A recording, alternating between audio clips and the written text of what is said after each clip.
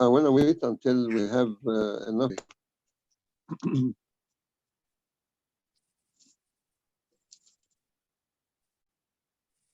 Hi, everyone. In the name of the Father, Son, and Holy Spirit, one God, amen. We're very happy to welcome you to our second webinar.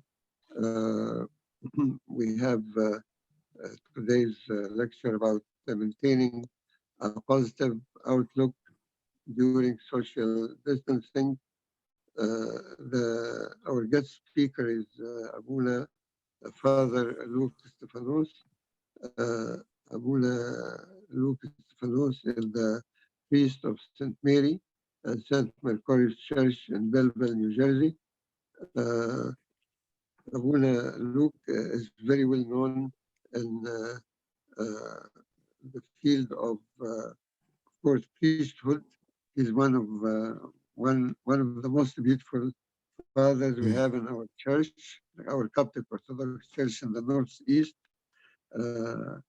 And he's a graduate of theology and a board member.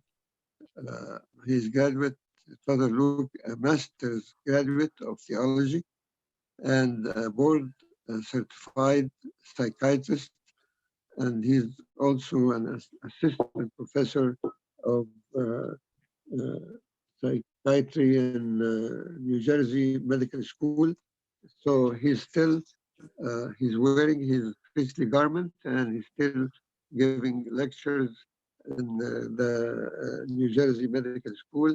We take pride in Abuna Luke for his two roles as father, priest, pastor, minister, pastoral care field, and also in his field as a psychiatrist, with which he's helping a lot of people. And we have a special clinic that he's supervising for our congregations in the Northeast. We appreciate that very much. And of course, who is better than him, His Reverence, to talk to us about maintaining a positive outlook during social distancing. And I see here a comment which is very nice when they say, even in the days where it is almost or feels almost impossible to be positive. I'm talking about psychological, spiritual, but actually it's very easy to test positive for coronavirus. So we don't want the second one, but we want to keep the first one where we can keep positive attitude and positive outlook during social distancing. Thank you so much, dearly beloved Abuna Luke. We welcome you.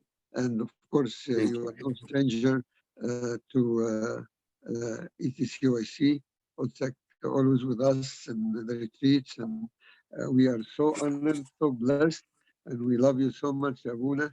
And I'm sorry for taking a little bit long in the introduction, hoping that our youth will be now already connected to the link on Facebook. Thank you, Abuna, so much for being with us today. Thank you, Abuna. Please pray for me. In the name of the Father, the Son, the Holy Spirit, one God, amen.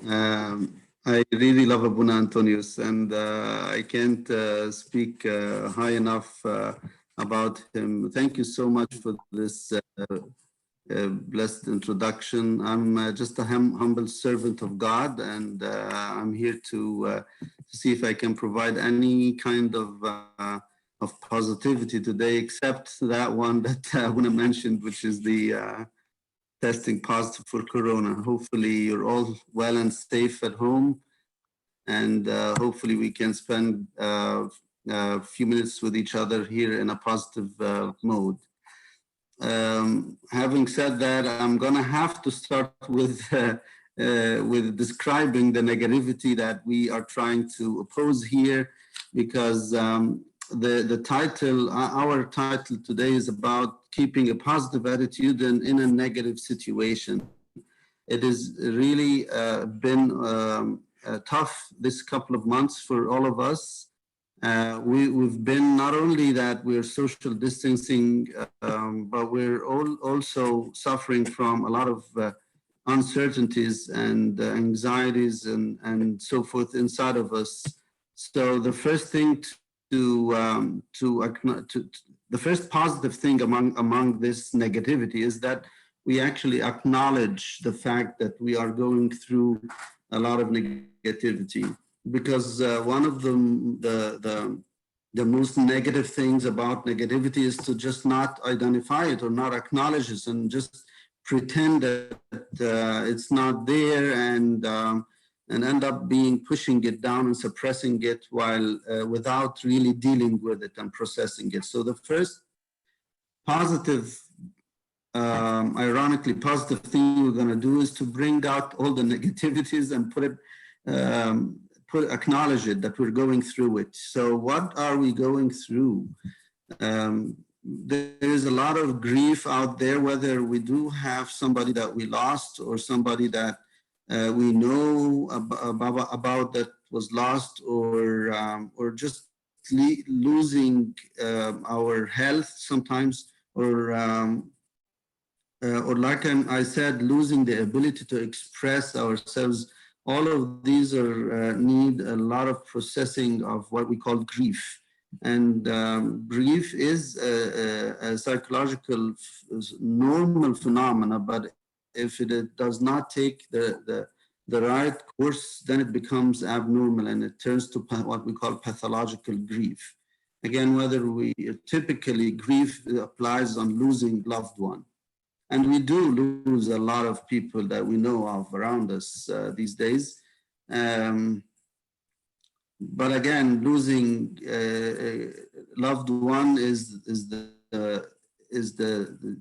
typical situation. But then losing things like our health, or even losing our normal lifestyle, sometimes leaves us with inner uncertainty and grief process.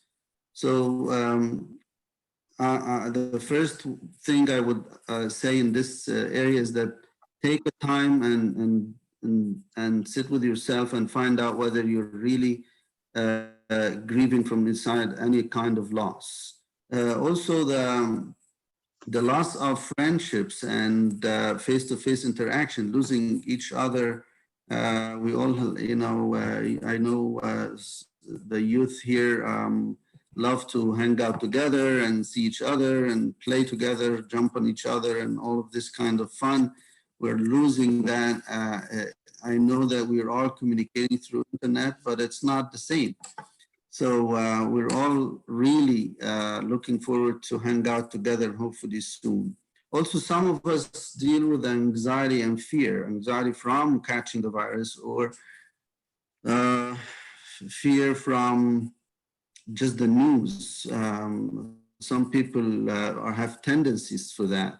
So all these negatives, by the way, could be newly acquired, or it could be an exacerbation of a pre-COVID status. So there are people who are already anxious, and with the COVID situation, they feel now that they are very vulnerable. They are very concerned, whether for themselves or their people around them. There are people that are obsessively looking to the news and washing their hands too much, and taking extra measures of precautions more than even what is being demanded. There are people who fall into depression, hopelessness during these days, especially by losing the coping mechanisms, because every one of us have their own coping mechanisms, and when we lose it, sometimes we're not equipped to deal with our emotions. So a lot of us now lost their friendships, intimate friendships and relationships, and we're left alone with our thoughts, with our minds. And also relationships. We are face to face with each other. Now, I know you guys are not necessarily used to stay for hours and end with your parents and with your siblings. Now you're face to face with them all the time. Are we prepared for that or not? So we're having unpleasant people sometimes, not the parents, but sometimes in some relationships. And also, we have been noticing a lot of numbness among the youth. Maybe it has to do with the fact that I mentioned in the beginning, which is the inability to acknowledge what we're going through and the losses that we're facing. And that's not a healthy thing at all. That's why I'm doing what I'm doing. And you might ask why Abuna is bringing all the negatives in a positive, supposedly positive talk here. But the idea is that numbness or just denying that there's anything happening around us is not healthy. There are people who just go through this by just killing the time. And killing the time is like escaping from any of the realities that we're living with. I don't think that's the best strategy. Remember that time is life, and we don't want to kill our lives. Basically, we want to transform this into some sort of a positive outcome. There are people also who fall into the rumination of the what if question. And that's typically what causes anxiety disorders, is that we fall into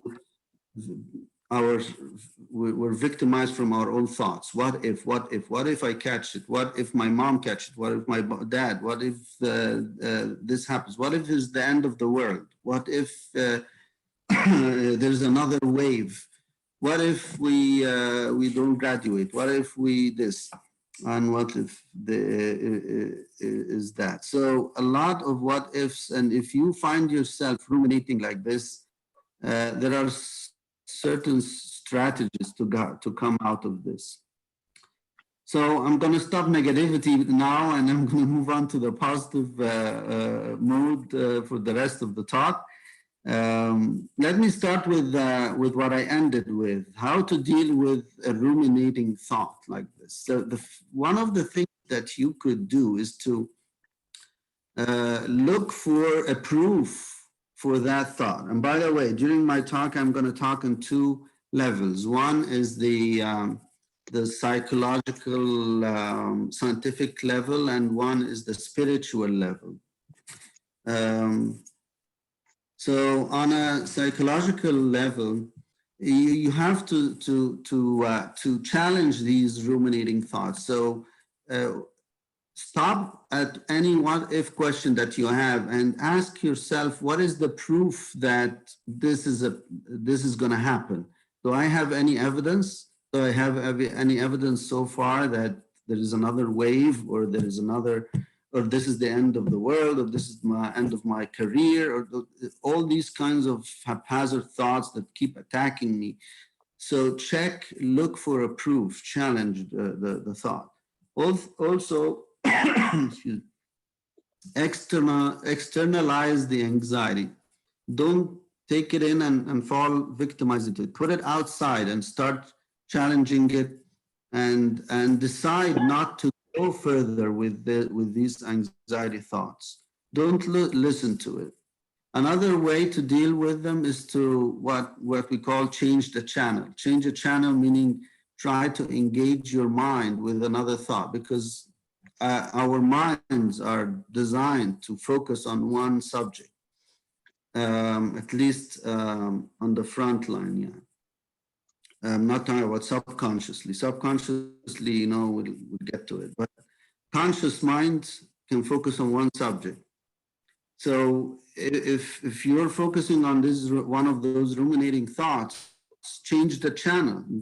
Try to physically move and engage into another subject with someone, or open another interesting thing, change your channel.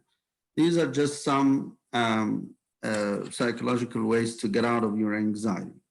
But I'm going to start with giving you some positivity during this challenging time, some ways to tackle them. And I'm going to also suggest a book, little book that you can get from anywhere. It's called 101 Ways to Lift Up Your Spirit. Just some funny things, but I found some of them were very helpful. But general rules that you can do is to don't leave your time to fly by without you having some sort of a routine or control over it.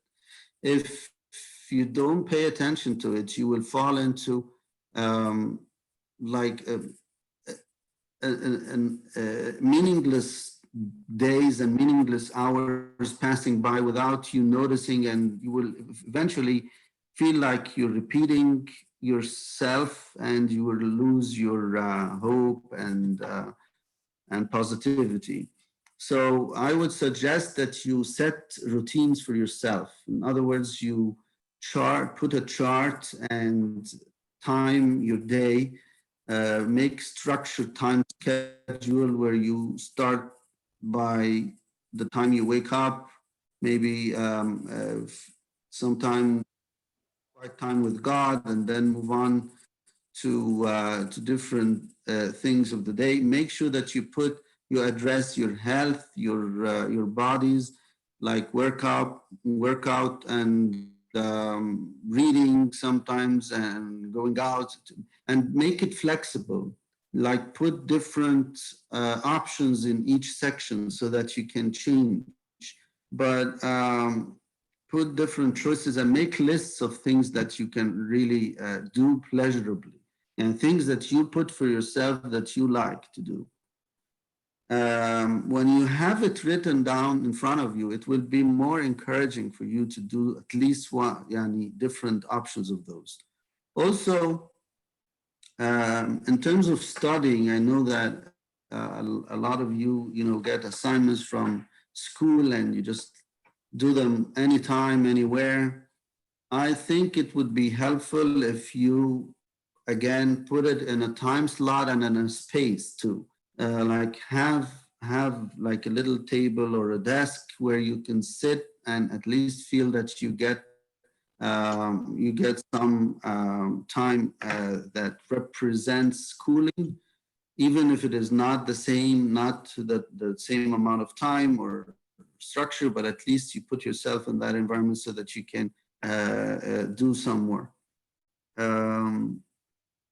Also, there is a key in life that we know from scientific psychological study, and it's proven also, we know from the church teachings, from Christ's teaching, and it's also proven scientifically. That key of life it goes like this. It basically comes from that verse that St. Paul quoted Christ with during his final farewell speech to his bishops. You will find that in the book of Acts chapter 20. When St. Paul was giving this farewell sermon, he told them, remember the words of Christ when he said, it is more blessed to give than to receive. Or it is actually in Arabic, it gives the meaning of not blessed, but joyful. In Arabic, it says al-ghibta, which is the joy, the pleasure, is more in giving than receiving. That's actually a big secret of life. Many people don't know that. And many young men and women, they grow up thinking that the more we take, the more we are served, the more we are in a luxury, environment, the more we are happy or blessed. But in fact, that that is a very big myth. The more we are served, the more we feel empty from inside and more hungry and insecure, and the more in need to get addicted to things to fill us. And it's a very dangerous thing if it extends over life. But during these days, this is something that is actually, that could be a life-changing time for you to change that. Try to do more to help others more at home. Pay attention to anything that you can do and give. Run and help someone somewhere. You don't have to go out with the social distancing, but at least by phone, by at home, do home chores, help your mom and dad, do something positive, always be a giver. If you're able to transform yourself from someone who is being served to someone that you are serving, you will get a big time life changing character that will actually can save your whole life.